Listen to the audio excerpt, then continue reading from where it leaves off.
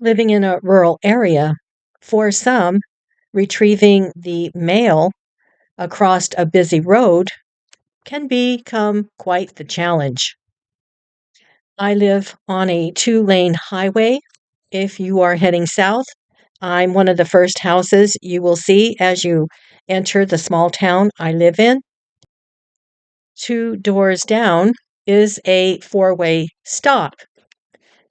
And sometimes when I'm going out to get my mail, the coast looks very clear, looking north, looking south, but because of the four-way stop where you can make a left into town, people will come from out of nowheres, zipping around that corner as if they are driving the Indianapolis 500.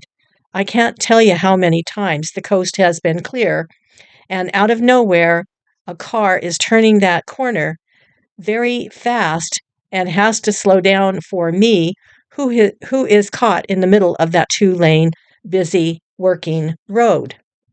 I have to say that the drivers of the big equipment, the big trucks, even a pickup that is hauling, when I get caught at the mailbox over there and have to wait for traffic, generally they will go a ways around me, meaning they don't stay in the lane closest to the mailbox, but they move out of the way so as to be careful of me, who is near the mailbox.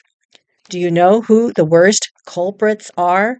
The rudest drivers are who don't care about you standing there are the regular cars, the sedans. And all too often, I've seen a female driving them. That doesn't mean that sometimes men aren't driving just a regular car, but they are the rudest drivers. They will not move over for a human being by a mailbox just to be on the safety side of things.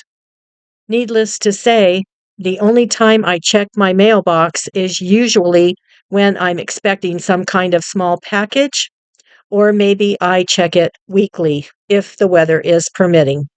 Depending on where you live and what kind of a road you live on, fetching your mail can be quite hazardous in Kansas. When I have to drive Highway 54 to town to get to the Walmart or the Dillons or something, before I get to town, I notice there are mailboxes across the road from houses.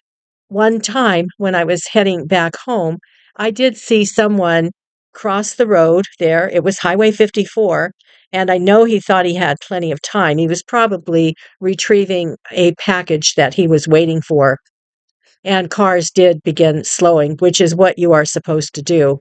But really, crossing the road to get to your mail is kind of hazardous in Kansas, depending on the road that you live on.